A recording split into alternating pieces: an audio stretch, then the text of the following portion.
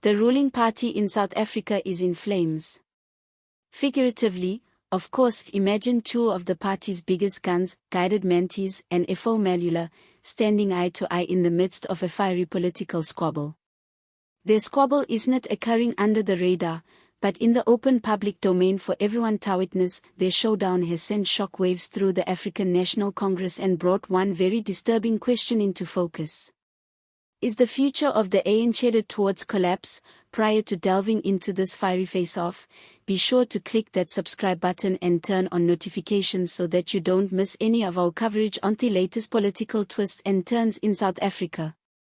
The ANC has survived innumerable internal conflicts over the years, but this one comes across as being particularly different. Gwede Mantashe, a hardline leader who has been the center of the party's formations for decades, is the representative of the old guard, the generation that is fond of holding on to traditions, discipline, and legacy of the ANC. Mbalula, conversely, is the dynamic, vocal, and frequently controversial new face of the ANC, famous for his public social media tirades as well as quick one-liners. Mbalula contends that the party will have to quickly adapt if it is ever going to appeal to younger generations of South Africans that are growing skeptical about the movement that was the embodiment of liberation. Reports from inside Latuli House suggest that sparks flew during a tense ANC National Executive meeting. Mantashe reportedly accused Mbalula of being reckless, undermining discipline and damaging the party's credibility in public. Mbalula allegedly fired back, calling Mantashe and his allies dinosaurs trapped in outdated thinking, claiming the ANC needs bold leadership that speaks to the realities of today's South Africa. This was not merely an exchange of insults. It was a direct challenge toward ANC's soul and direction. Essentially, the conflict is between two alternative visions. Mantashe's group sees an ANC that is built on its liberation traditions led by deference towards seniority and traditional structures even if the pace is slow.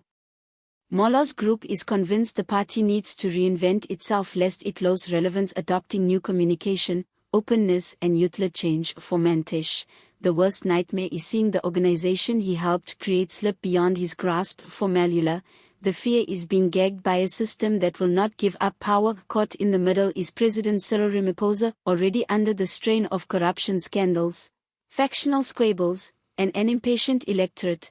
Ramaphosa must now navigate the fragile challenge of accommodating this power contest. He risks losing the support of younger voters and reformers who crave change if aligns with Mantashe, and the support of the veterans who adhere to order and discipline if he supports Mbalula.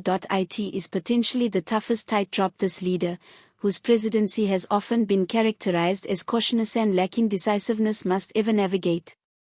But that is not merely an internal conflict within the ANC, the ramifications are national. The ANC is the governing party in the country, and internal conflicts have knock-on effects into national politics. A fragmented ANC translates into weak leadership, slow decision-making and unstable policy. When the public is asking for competent government, best people still have to live through unemployment, poverty, crime and frequent load shedding, and public infighting between ANC leaders is seen as a betrayal.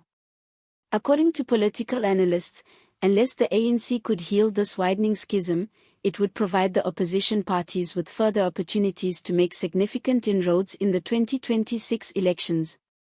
This rift between Mantashe and Mbalula recalls previous civil wars in the party, from the bitter enmity between Jacob Zuma and Mbeki to the factionalism that divided the ANC in the late 2000s. Those conflicts left bitter scars, damaging the credibility and cohesion of the party, but this time the ANC goes into the fight in much weaker shape. It enjoys little public credibility and youth voters feel little obligation toward liberation loyalty. In the public eye, the unifying force that the ANC once represented has given way to one that is self-devouring and ideologically confused. Should these schisms deepen further, the party may experience its worst electoral output since the advent of democracy. The mere lament and squabble can be seen as personal, but it is symbolic of something much bigger and an identity crisis that goes all the way back to the foundation of what the ANC is about. Is it still the people-centered discipline movement that was shaped in part by Nelson Mandela and Oliver Tambo? Or is it a fractured political machine just holding on as the economy declines and civil society turns against it? Unless the ANC is able to harmonize these rival visions and reclaim its moral and political imperatives, the party will implode from the inside, and should that occur, the reverberations will do more than just rock the ANC. They will redefine the very contours of the political landscape in South Africa. The collapse of the Liberation Party would be the end of an era and the commencement of a new perilous one for the nation. So the real question is whose vision should chart the future of the ANC, Mantashe's old guard holding the bastion on behalf of tradition, or Mbalula's new breed calling on the need for reinvention? Will the party weather the storm, or is that the start of the end? Share your thoughts in the comments below. We want to hear what you think.